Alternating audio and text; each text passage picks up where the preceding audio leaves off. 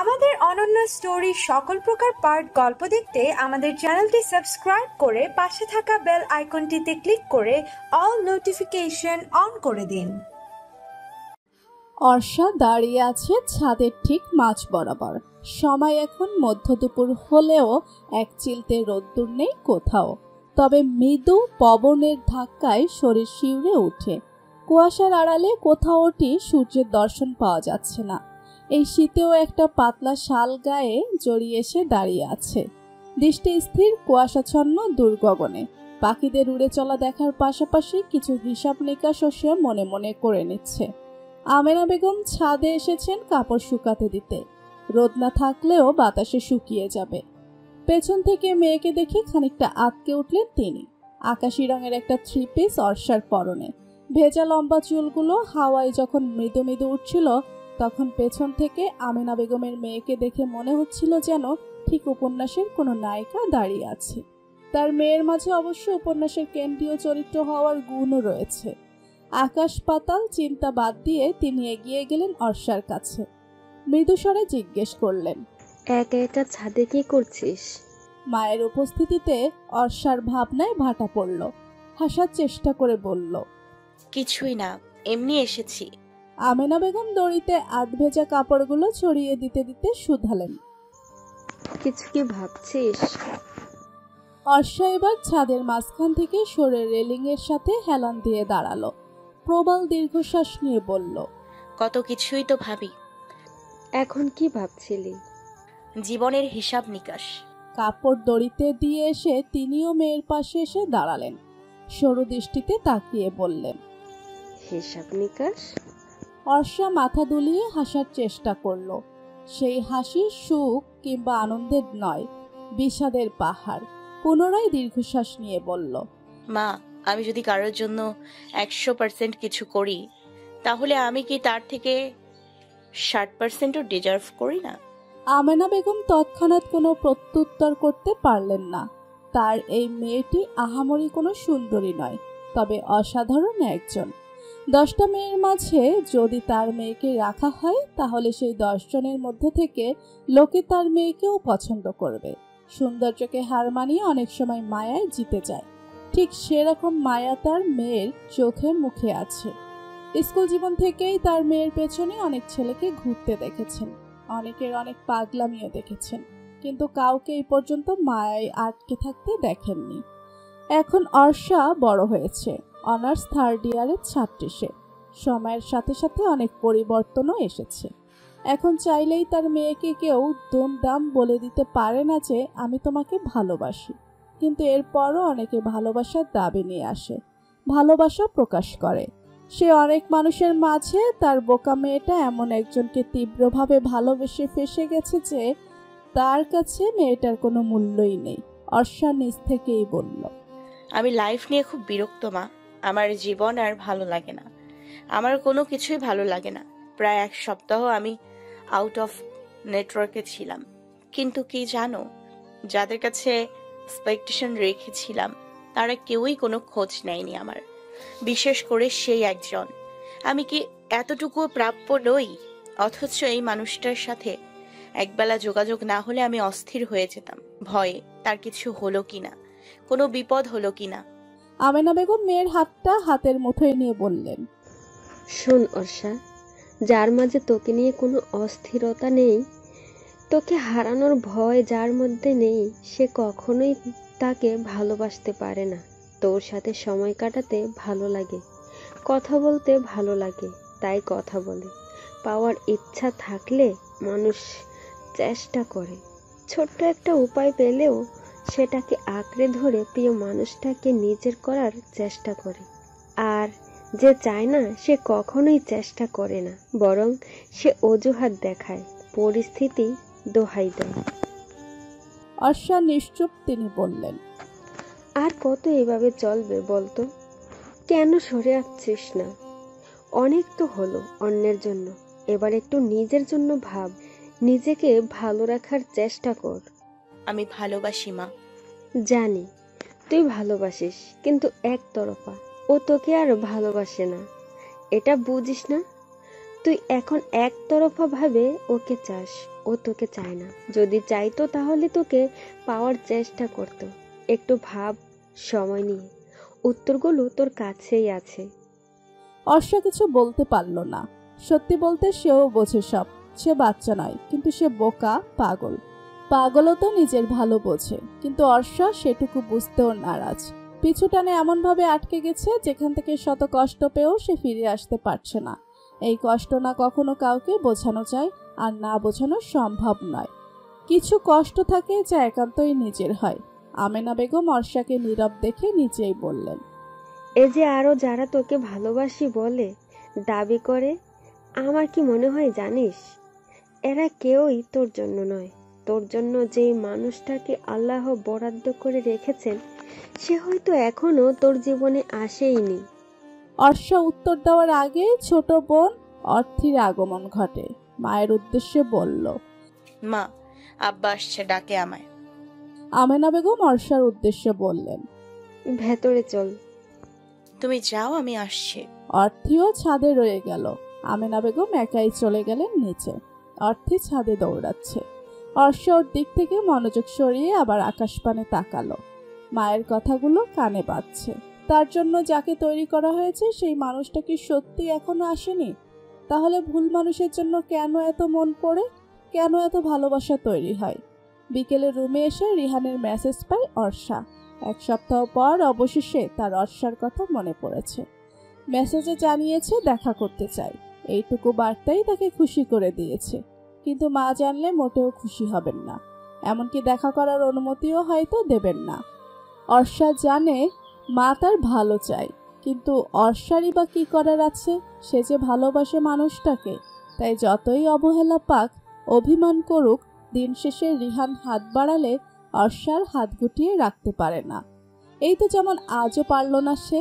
মাকে এক প্রকার মিথ্যে বলে সে বাড়ি থেকে বেরিয়েছে একদম সাধারণভাবে। সে সর্বদা এরকম সাধারণভাবেই চলতে অভ্যস্ত। আর সত্যি বলতে রিহান নিজে ওর সাধারণত্ব দেখে ওকে পছন্দ করেছিল। শীতকাল, দিন ছোট।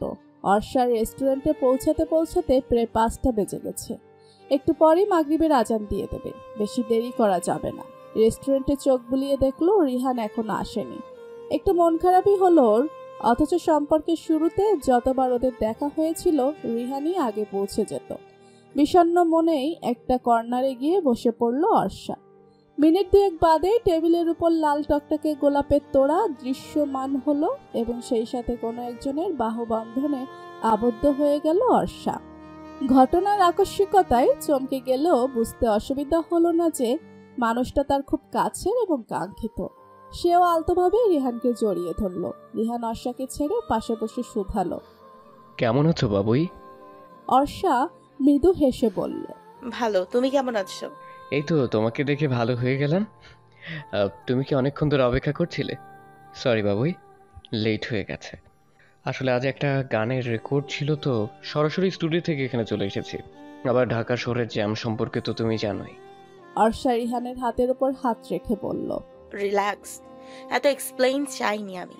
আর আমিও এসেছি, বেশিক্ষণ হয়নি। রিহান আদুরে ভঙ্গিতে অর্ষার গাল টেনে দিয়ে মেনু কার্ড এগিয়ে দিয়ে বলল, দেখো কি অর্ডার করবে। তুমি যা খাবে তাই। এটা কোনো কথা হলো? বলো কি খাবে। আর তুমি এত শুকিয়ে গেছো কেন? খাওয়া দাওয়া ঠিক মতো করছো না? এসব তো আমার একদম পছন্দ নয়। তুমি নিজের যত্ন কেন নাও না? ওয়েটার অর্ডার নেওয়ার জন্য দাঁড়িয়েছিল, তাই অর্ষা বলল, আগে খাবার অর্ডার দাও। আমার পছন্দে। হ্যাঁ। রিহান মেনু কার্ড দেখে খাবার অর্ডার দিতে লাগলো। অর্ষা এক দৃষ্টিতে তাকিয়ে আছে রিহানের দিকে। সামনে থাকলে মানুষটা ওকে নিয়ে এত অস্থির হয়ে যায়, এত কেয়ার করে, কিন্তু দূরে গেলে, চোখের আড়াল হলেই এমন বদলে যায় কেন? এতদিনেও অর্ষা রিহানকে ঠিক বুঝে উঠতে পারেনি। খাবার অর্ডার দেওয়া শেষ হলে রিহান বলল, এখন বলো তোমার সমস্যা কি? তুমি? আমি? হ্যাঁ, তুমি আমাকে আর ভালোবাসো না। এটা কেমন কথা বললে তুমি? আমি তোমাকে ভালোবাসি না এটা বলতে পারলে? ভালোবাসো? অবশ্যই। তাহলে কেন তা তোমার চোখে প্রকাশ পায় না রিহান? কি সব ইম্মাচিওর মেয়েদের মতো কথা বলছো অর্ষা? আজকাল কি গল্প উপন্যাসের বই বেশি পড়ছো? কবিদের ভাষায় কথা বলছো যে? ভালোবাসা কি চোখে দেখার জিনিস? রিহান, আমি গত এক সপ্তাহ ধরে আউট অফ নেটওয়ার্ক ছিলাম, তুমি জানো সেটা। খেয়াল করেছো এই এক সপ্তাহে তুমি আমাকে একটা কল মেসেজ কোনো কিচ্ছু করো নাই, একটা বার আমার সাথে কন্ট্যাক্ট করার চেষ্টা করোনি। হোয়াট? 7 দিন তুমি অনলাইনে ছিলে না, কিন্তু কেন? কোনো সমস্যা হয়েছে? অর্ষা বিস্ময়ে তাকিয়ে আছে নির্বাক। বিস্ময় না লুকিয়ে বলেই ফেলল, ও, তুমি জানতেই না? আমি কি করে জানবো বলো? আমি তো এই কয়েকদিন ঢাকাতেই ছিলাম না, কাজ নিয়ে প্রচুর ব্যস্ত ছিলাম। অর্ষার আজ কিছু বলতে ইচ্ছে করলো না। সে জানে বলেও কোনো লাভ নেই, শুধু শুধু বাহানা শুনতে হবে। তাই সে চুপ করে রইল। রিহান রাগ ভাঙাতে কাজ জড়িয়ে ধরে বলল, কথায় কথায় এত রাগ করে বাচ্চাটা। এতদিন পর দেখা হলো আমাদের, এভাবে গাল ফুলিয়ে থাকবে? কথা বলবে না? রিহানের কথা ভেবেই অর্ষা স্বাভাবিক হওয়ার চেষ্টা করলো। যা হওয়ার তো হয়েছেই, চলে যাওয়ার সময়গুলো তো আর ফেরত আনা যাবে না। তাই সেসব ভেবে এই মুহূর্তটাকেও নষ্ট করতে চাইছে না সে। এর মাঝে খাবারও চলে এসেছে। দুজনে খেতে খেতে গল্প করছে। রিহান পেশায় একজন সুরকার এবং গায়ক। যদিও অত বড় পর্যায়ে এখনো পৌঁছতে পারেনি, তবে তার বিশাল একটা ফ্যান বেস রয়েছে, অনেক ভক্ত তার। অর্ষার সাথেও রিহানের পরিচয় হয়েছিল এক অনুষ্ঠানে। অনুষ্ঠানটি ছিল অর্ষাদের বিশ্ববিদ্যালয়ে 16ই ডিসেম্বর উপলক্ষে। সেখানে রিহানের গানের শো ছিল। অর্ষার গানের গলা বেশ ভালো। রিহানের শো শুরু হওয়ার আগে সে এবং ক্লাসের আরেক ছেলে দুজনে ডুয়েট গান গেয়েছিল। গানের মাঝখানেই রিহান পৌঁছে গেছিল এবং বাকি গানটুকু সেও দর্শকদের সাথে উপভোগ করেছিল। সেখান থেকেই ভালো লাগা শুরু, পরিচয় এবং এক পর্যায়ে সেটা প্রণয়ের রূপ নেয়। মাগরিবের আজান দিয়েছে অনেকক্ষণ। সন্ধ্যাবেলাকেও দেখে মনে হচ্ছে রাত হয়ে গেছে। বিল মিটিয়ে রেস্টুরেন্ট থেকে বের হওয়ার সময় রিহানের একটা কল আসে। কথা শেষ করে রিহান বলে, বাবুই, আমার আর্জেন্ট একটা কাজ আছে, যেতে হবে এক্ষুনি। তুমি সিএনজিতে যেতে পারবে না? পারবে। হ্যাঁ, ঠিক আছে, আমি তোমাকে সিএনজি ঠিক করে দিচ্ছি। লাগবে না, আমি ঠিক করে নিতে পারবো। তুমি যাও, নয়তো দেরি হয়ে যাবে। চুপ করো, বলেই হলো নাকি? এই সন্ধ্যায় আমি তোমায় এভাবে ছাড়বো? কাজ না থাকলে তো আমি তোমাকে দিয়ে আসতাম। তোমার প্রতি আমার একটা রেসপন্সিবিলিটি তো আছে নাকি? কথাগুলো বলতে বলতেই রিহান একটা সিএনজি থামিয়েছে এবং ভাড়াও দিয়ে দিয়েছে। অর্ষা সিএনজিতে ওঠার আগে মলিন হেসে বলল, টাকা দিয়ে সেই রেসপন্সিবিলিটির দায় মেটাতে চাইছো? মানে? কিছু না, সাবধানে যেও। বাড়িতে পৌঁছে কল দিও। অর্ষা সিএনজিতে উঠে ড্রাইভারকে যেতে বলল। কেন জানি না তার চোখ ছলছল করছে। এখনই হয়তো কেঁদে ফেলবে সে। এতই ব্যস্ততা শুধু অর্ষার বেলাতেই। মাঝ রাস্তায় গিয়ে সিএনজিও খারাপ হয়ে গেল। অর্ষা অবশ্য বিরক্ত হলো না। ড্রাইভার বলল, একটু দেরি করন লাগবো। তাহলে আমি নেমে যাচ্ছি, সমস্যা নেই। ড্রাইভার টাকার অর্ধেক ফেরত দিতে চাইলে অর্ষা বলল, লাগবে না, আপনি রেখে দিন। এরপর সে ফুলের তোড়াটা নিয়ে ফুটপাত দিয়ে আনমনে হাঁটতে লাগলো। মাথায় তখনও শুধু রিহানের কথাই ঘুরপাক খাচ্ছিল। অন্য মানুষকে থাকায় বাম দিকে ঘুরতে গিয়ে একজনের সাথে ধাক্কা লেগে যায় অর্ষার। সঙ্গে সঙ্গে ফুলের তোড়াটাও নিচে পড়ে যায়। ওই পাশের মানুষটা ফোনে কথা বলছিল বিধায় সেও কিছুটা অন্য মানুষকে ছিল। আশ্চর্য করা বিষয় হচ্ছে সেই লোকটির হাতেও যে একই রকম ফুলের তোড়া, যেটার স্থানও এখন মাটিতে। লোকটি কল কেটে মাটি থেকে ফুলের তোড়া দুটো উঠিয়ে বলল, সরি, আমি খেয়াল করিনি। অর্ষা মৃদুস্বরে বলল। It's okay. এরপর সে ফুলগুলো নিয়ে আবারও হাঁটতে লাগলো। অল্প কিছুক্ষণ হেঁটে একটা রিক্সা নিয়ে বাড়িতে পৌঁছে গেল। বাড়ি ফিরে আগে রিহানকে কল করলো জানানোর জন্য যে সে পৌঁছে গেছে। দুবার কল করার পরও যখন রেসপন্স পেল না, তখন একটা টেক্সট করে দিল। আমি পৌঁছে গেছি। এরপর দীর্ঘশ্বাস নিয়ে ফোন টেবিলে রাখতে গিয়ে ফুলগুলোর উপর হাত রাখলো। ফুলের তোড়াটা বুকে জড়িয়ে ধরে রাখলো কিছুক্ষণ। চোখের পানি ফেলে আনমনে বলল, ভালোবাসি, ভীষণ ভালোবাসি। অনেকক্ষণ পর ফুলের তোড়া রাখতে গিয়ে দেখলো ফুলগুলোর মাঝে একটা ভাঁজ করা সাদা কাগজ।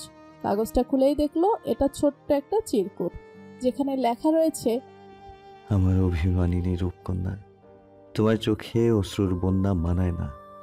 তুমি সদা স্নিগ্ধ ওই তাজা গোলাপ ফুলের মতো। তুমি ভোরের শিশিরের মতো হাসবে। ভালোবাসি তোমায়, আহনাফ। শেষে নামটা দেখে চক্ষু চড়ক গাছ অর্ষার। ভ্রুজোড়া কুঁচকে গেছে তার। সে এতক্ষণ অবধি ভেবেছিল চিরকুটটা রেহানের, কিন্তু এই আহনাফকে। পরক্ষণেই তার ধাক্কা খাওয়ার ঘটনাটি মনে পড়ে গেল। কোনোভাবে কি ফুলের তোড়া অদল বদল হয়ে গেছে এবং সেই ছেলেটি কি আহনাফ? আহনাফ রুমের বারান্দায় পায়চারি করছে। প্রচন্ড বাতাস সেখানে, তবু এতে তার কিছু যায় আসে না, বরং যেন একটু ভালোই লাগছিল। তার ধ্যান জ্ঞানও এখন তার নিজের মাঝে নেই। অনেকক্ষণ যাবৎ ফোনের দিকে তাকিয়ে থেকেও কাঙ্ক্ষিত নাম্বারটি থেকে কোনো কল আসছে না দেখে অধৈর্য হয়ে পড়ে সে। অপেক্ষার প্রহরও যেন আর ফুরাচ্ছে না। অবশেষে সে নিজেই সুপ্তিকে কল করে। 3 বার রিং হওয়ার পর কল রিসিভ করলো সুপ্তি। উপাস থেকে মিষ্টি কণ্ঠে বলল, হ্যালো। কণ্ঠ শুনেই যেন মনটা ভালো হয়ে গেল আনাফের। প্রশান্তি কাজ করছে ভেতরে। সে বলল, মন ভালো? হ্যাঁ, ফুলগুলোর জন্য ধন্যবাদ। শুধু ধন্যবাদ?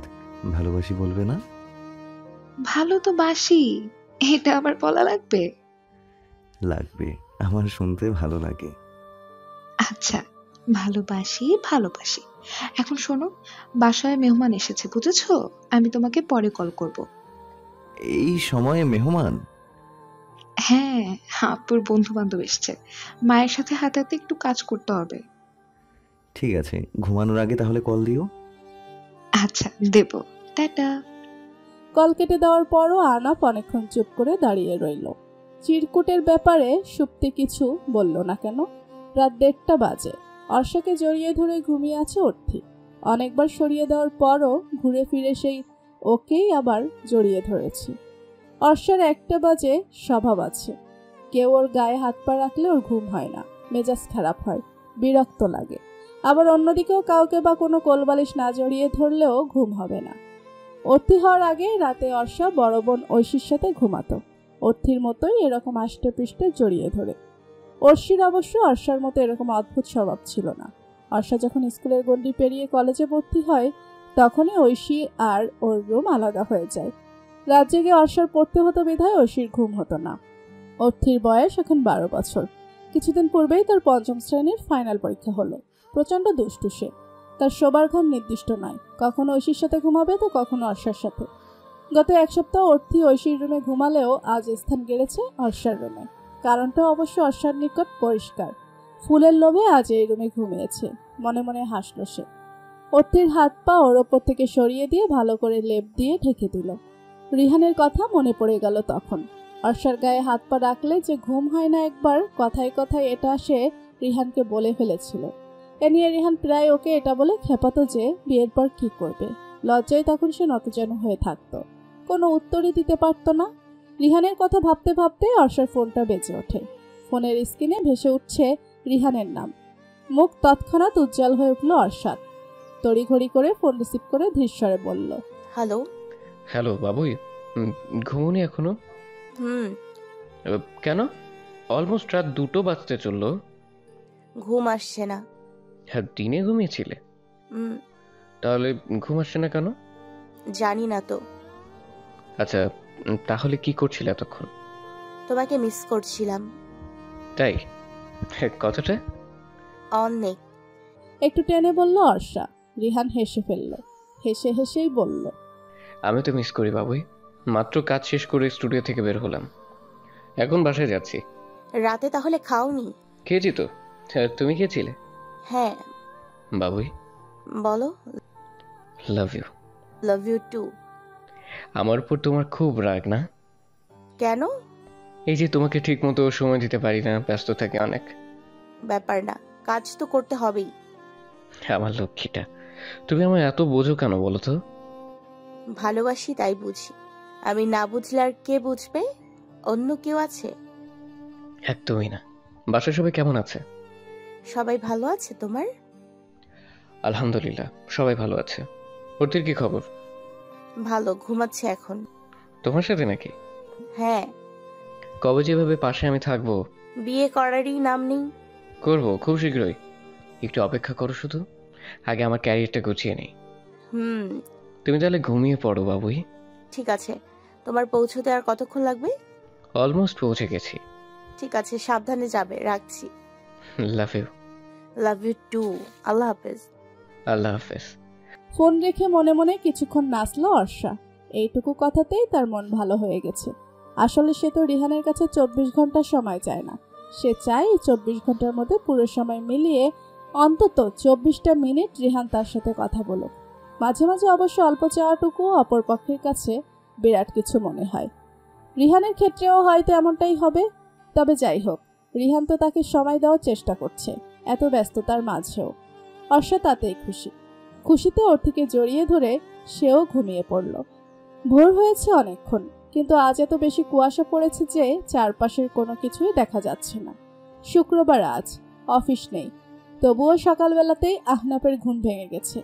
সে একটা চেয়ার নিয়ে বারান্দার দরজায় বসে আছে। তার বারান্দায় কিছু ফুলের গাছ আছে। গাছগুলো সে লাগায়নি, তার মা সাজেদা বেগম লাগিয়েছেন। এগুলোর পরিচর্যাও তিনি করেন। গাছগুলোর ডগায় পাতায় কিভাবে শিশিরে ভিজে আছে সেটাই খুব মনোযোগ দিয়ে দেখছে সে। মনকে কোনো এক জায়গায় স্থির করতে চাইছে, কেননা তার ঘুমই ভেঙেছে দুঃস্বপ্ন দেখে। তখন থেকেই মন অস্থির এবং অশান্ত হয়ে আছে। অস্থিরতার অন্যতম একটা কারণ হচ্ছে সুপ্তি। স্বপ্নটা সে সুপ্তিকে নিয়েই দেখেছে। ঘুম ভাঙার পর থেকে অনেকবার কলও করেছে সে সুপ্তিকে, কোনো রেসপন্স পায়নি। অবশ্যই রেসপন্স যে এখন পাবে না এটা আহনাফও জানে, কারণ সুপ্তি সবসময় ফোন সাইলেন্ট মোডে রেখে ঘুমায়। নয়নতারা ফুলের পাতা গড়িয়ে 2 ফোঁটা শিশির বিন্দু ফ্লোরে পড়তেই আহনাফ আনমনে হেসে উঠল। তার মনে হলো যেন শিশির বিন্দু নয়, বরং সে নিজেও এভাবেই সুপ্তির প্রেমে টুপ করে পড়েছিল। যদিও সুপ্তি প্রথম তাকে ভালোবাসা নিবেদন করেছিল, তখন সে নতুন নতুন চাকরিতে জয়েন করেছে।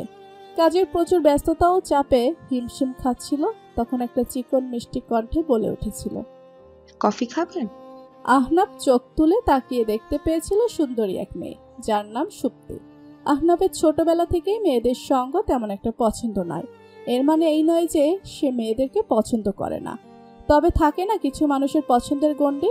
আহনাফেরও পছন্দের গণ্ডির বাইরে ছিল মেয়েরা।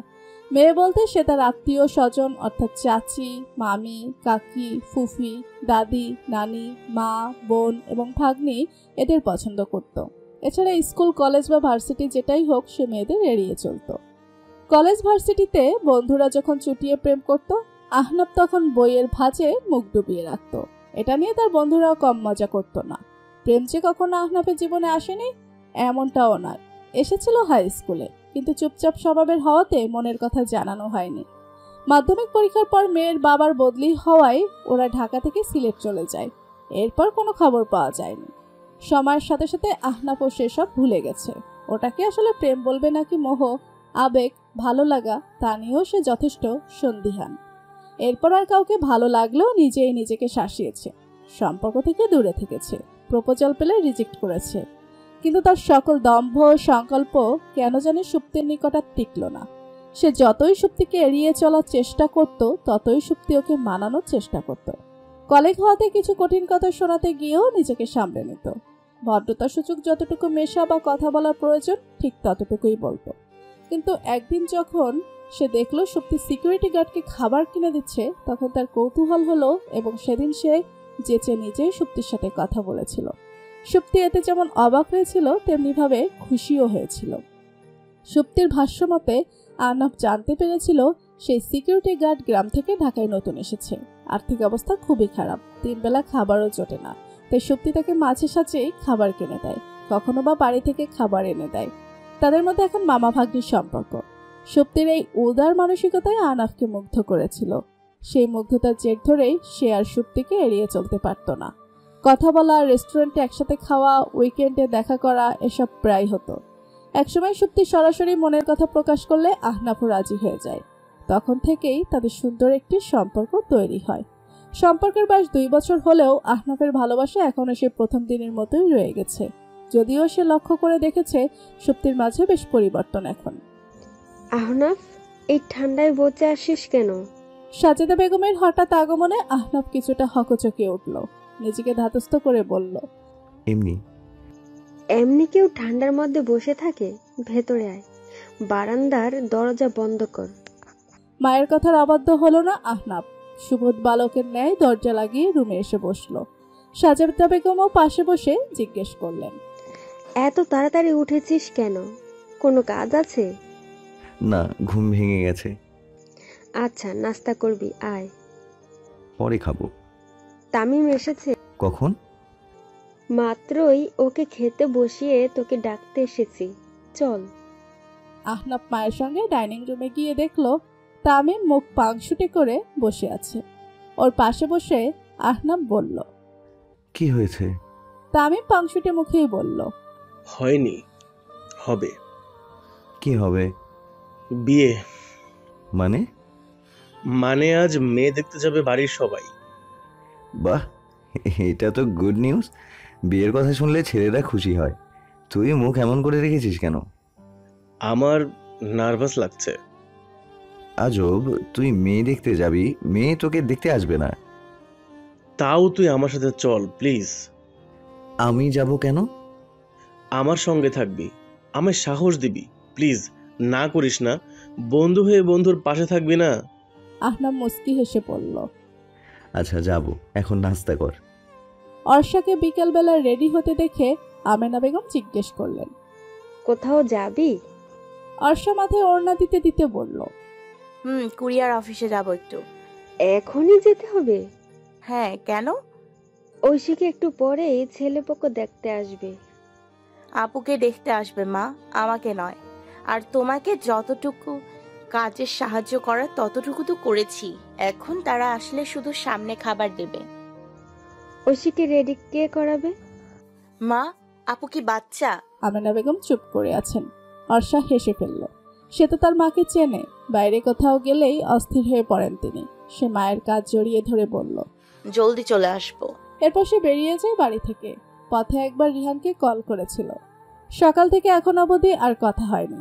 কাজে আছে নাকি ঘুমাই কে জানে, কিন্তু ফোন রিসিভ করলো না রিহান। অর্ষাও আর ফোন দিয়ে বিরক্ত করলো না, ফ্রি হলে কল ব্যাক করবেই। সে বাড়ি থেকে বেরিয়ে রিক্সা খুঁজছিল। তখন তার ভার্সিটির এক ক্লাসমেট শাকিল রিক্সায় করে কোথাও যাচ্ছিল। অর্ষাকে দেখে রিক্সা থামিয়ে উকি দিল সে। অগত্যা অর্ষাও এগিয়ে গেল। শাকিল হাসি হাসি মুখ করে জিজ্ঞেস করলো, কেমন আছো? আলহামদুলিল্লাহ ভালো, তুমি? আলহামদুলিল্লাহ। কোথাও যাচ্ছ? একটু কুরিয়ার অফিসে যাব। ওহ, রিক্সায় ওঠো, আমি কুরিয়ার অফিসের সামনে দিয়েই যাব। সমস্যা নেই, আমি রিক্সা খুঁজে নিব। আমার সাথে গেলে কি সমস্যা? অর্ষা কি বলবে বুঝতে পারল না, তাই কথা না বাড়িয়ে রিক্সায় উঠে পড়ল। সে জানে ক্লাসের আরো কয়েকজনের মধ্যে শাকিল একজন, যে অর্ষাকে পছন্দ করে। যদিও মুখে বলেনি, তবে হাবে ভাবে বুঝিয়েছে। অর্ষাকে নিশ্চুপ দেখে শাকিল জিজ্ঞেস করলো, ক্লাসে আসো না কেন? আইডিও ডিঅ্যাক্টিভেট ছিল দেখলাম। এমনি। এমনি নাকি কোনো কারণ আছে? জানো কত মিস করছিলাম। আমি তো ভেবেছি আবার বিয়েটি করে ফেলেছো কিনা। শাকিল কথাটা হেসেই বলল।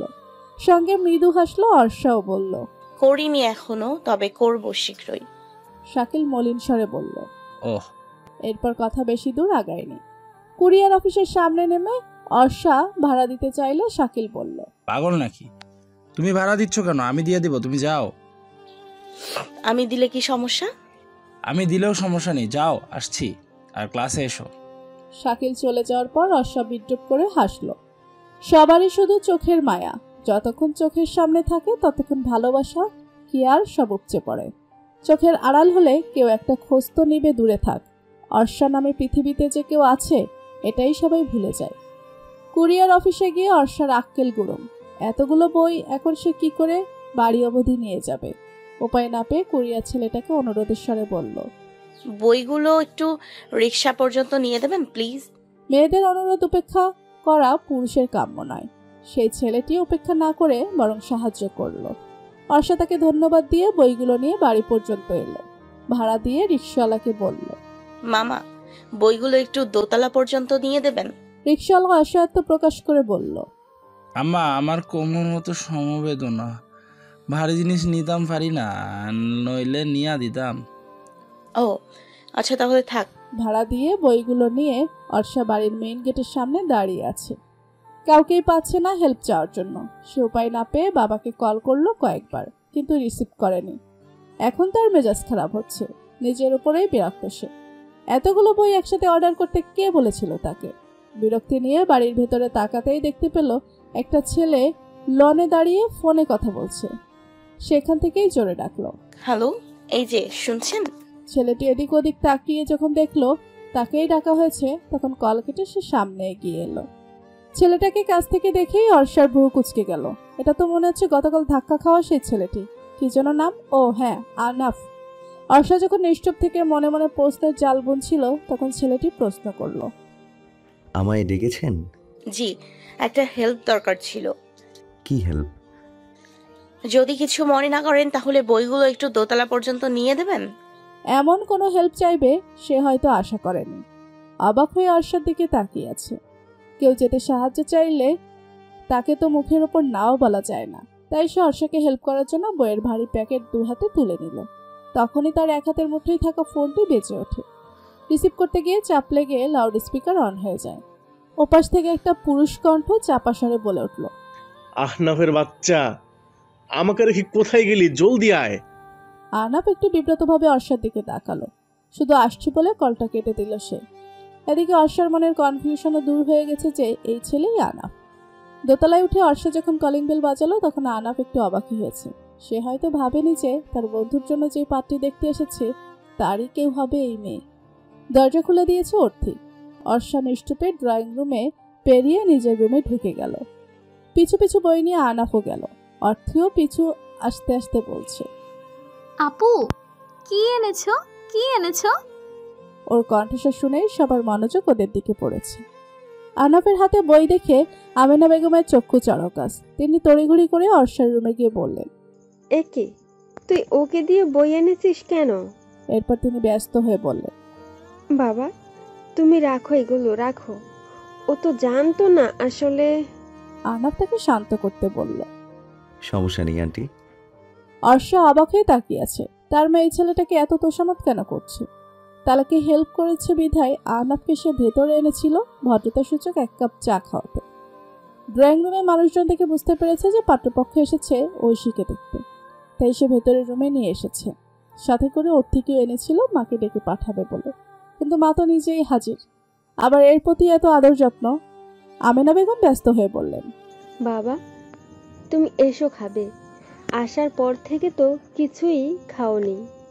আহনাফ কিছু না বলে তার সাথে ড্রয়িং রুমে চলে গেল। অর্ষা তখন অর্থিকে জিজ্ঞেস করলো, এই ছেলে কে রে? এই ভাইয়াটাও তো মেহমান। মেহমান মানে? আপুকে যারা দেখতে এসছে ওদের সাথে আসছে? অর্থি উপর নিচ মাথা ছাকালো।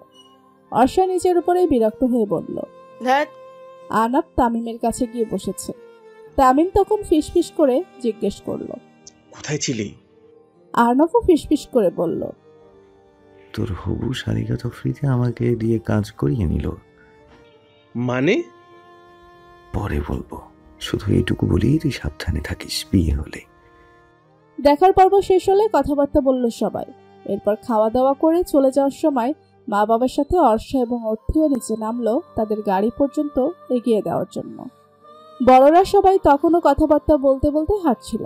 তামিম এবং আহনাফ হাঁটছিল একসাথে। অর্ষা আহনাফকে ফের উদ্দেশ্য করে বলল, শুনছেন? আহনাফ এবং তামিম দুজনেই পিছু ফিরে তাকালো।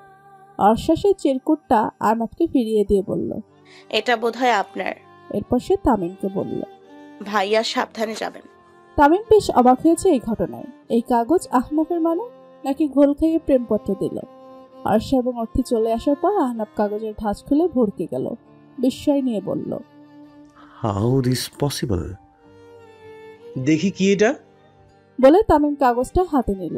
লেখা পড়ে বিস্ময় নিয়ে বলল, কি রে, তুই আমার হবু শালিকাকে চিঠি দিছিলি কেন?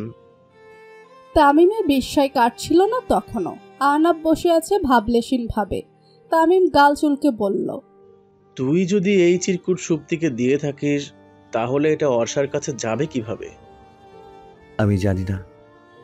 অর্ষার সুপ্তি ফ্রেন্ড না তো আবার? তোর মাথা গেছে? অর্ষার বয়স আর সুপ্তির বয়স এক? তাহলে পরিচিত? জানি না রে বাপ, এই টপিকটা বাদ দে। তোর কথা বল, মেয়ে পছন্দ হয়েছে? হ্যাঁ, আমার কাছে বেশ ভালো লেগেছে।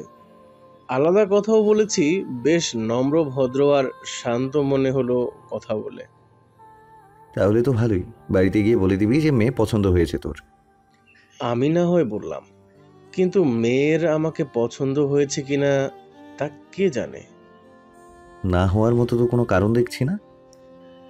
সেটা তো বাসায় গেলেই জানা যাবে। চল উঠি তাহলে এখন। আহনাফ মাথা নাড়িয়ে সায় দিল। চায়ের বিল মিটিয়ে দুজনে বেরিয়ে গেল চায়ের দোকান থেকে। নীল রঙের 12 হাত শাড়িটা ছেড়ে ভাঁজ করছে ঐশী। পাঠ্যপক্ষের সামনে আজ সেই শাড়িটা পরেই গিয়েছিল। তামিমের সাথে কথা বলার সময় এক প্রসঙ্গে জানতে পেরেছিল নীল তার ভীষণ পছন্দের। অবশ্য অধিকাংশ মানুষেরই দেখা যায় যে নীল রং প্রিয়, কমন একটা কালার। নিজের মাঝে যখন বিভিন্ন রকম চিন্তাভাবনার প্রসার ঘটে চলছিল সেই মুহূর্তে অর্ষা এলো ঐশীর রুমে। মূলত আমেনা বেগমই ওকে পাঠিয়েছে তামিমের ব্যাপারে কথা বলতে।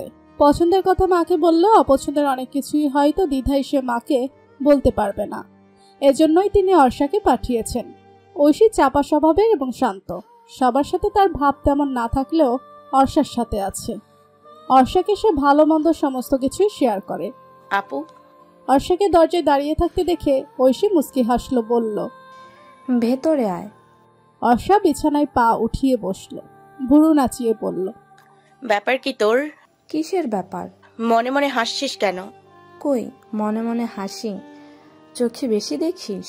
আচ্ছা তারপর বল, ছেলেকে কেমন লাগলো? ভালো। শুধু ভালো? আর কি?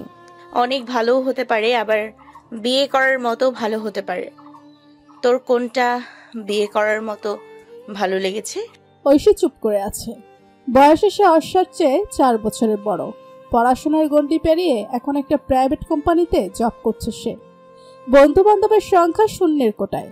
স্কুলে থাকতে বেস্ট ফ্রেন্ড ছিল এক মেয়ে, কিন্তু সময়ের পরিক্রমায় বন্ধুত্বের দূরত্ব বেড়েছে। এখন আর কোনো যোগাযোগও নেই। এরপর থেকে সবার সাথে শুধু ওর ভালো সম্পর্ক। নিজের খুব কাছের বলতে কোনো ফ্রেন্ড নেই, অফিসেও তাই। কয়েকজনের সাথে ভালো সম্পর্কই শুধু। প্রেম ভালোবাসা জীবনে অবশ্য এসেছিল, তবে ঐশী ইন্ট্রোভার্ট হওয়ায় সেই ডাকে সাড়া দেয়নি। সে তার পড়াশোনা এবং পরিবার নিয়েই ভালো ছিল। এখন আর বিয়ে না করে উপায় নেই। পরিবারের পছন্দেই বিয়ে করবে ভেবে রেখেছিল সবসময়। তামিমের আগেও কয়েকজন পাত্রপক্ষ দেখে গেছে ঐশীকে।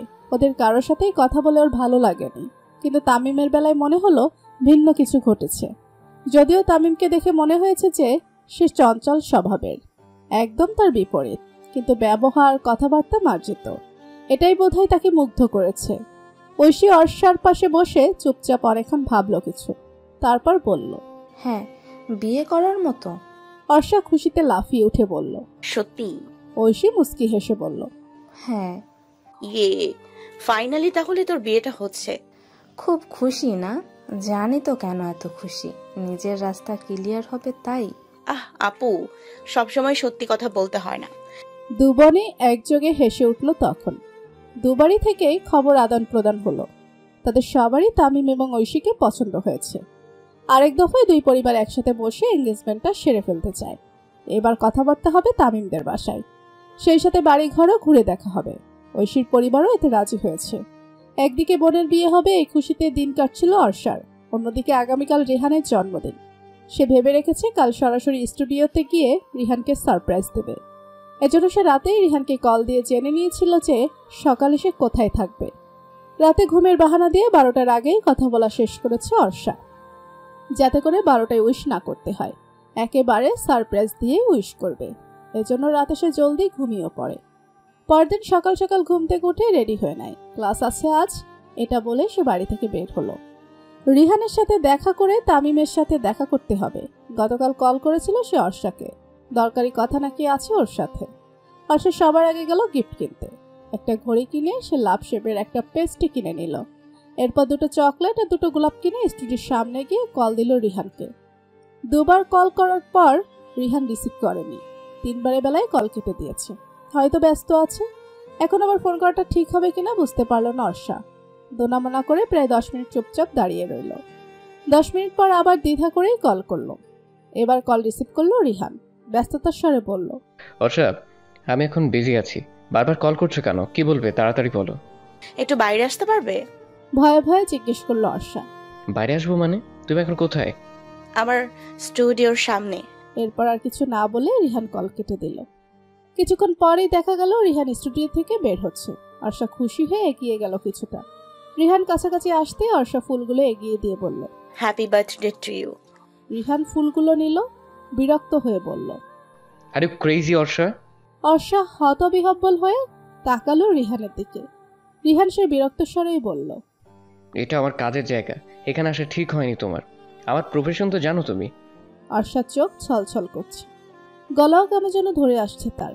মাথা নিচু করে গিফটগুলো এগিয়ে দিয়ে বলল, এগুলো তোমার, আসছি এখন। অর্ষার ফিরে তাকালো না। পিছু ঘুরে হাঁটার সময় দুফোঁটা অশ্রু গড়িয়ে পড়ল তার চোখ বেয়ে। হাতের উল্টো পিঠে চোখ মুছিয়ে নিল তৎক্ষণাৎ। এরপর হাঁটতে হাঁটতেই তামিমকে কল করে বলল রেস্টুরেন্টে আসতে। সে রেস্টুরেন্টে আসার মিনিট 10 পরেই তামিম চলে আসলো। তামিমের সামনে অর্ষা যথাসম্ভব চেষ্টা করলো নিজেকে স্বাভাবিক রাখার। কখন এসেছো? জিজ্ঞেস করলো তামিম। এই তো ভাইয়া, একটু আগেই। কিছু অর্ডার করেছো? না। খালি মুখে বসে আছো কেন পাগলি? কি খাবে বলো? কফি। শুধুই কফি? হ্যাঁ, আমি সকালে নাস্তা করেই বের হয়েছি। ঠিক আছে। তামিম 2টো কফি অর্ডার দিয়ে বলল, আসলে গতকাল তোমায় কল দিয়ে দেখা করতে বলেছি ঐশীর বিষয়ে কথাটা বলতে। ওর সাথে তোমার সম্পর্কটা ঠিক কেমন? সম্পর্ক কেমন বলতে?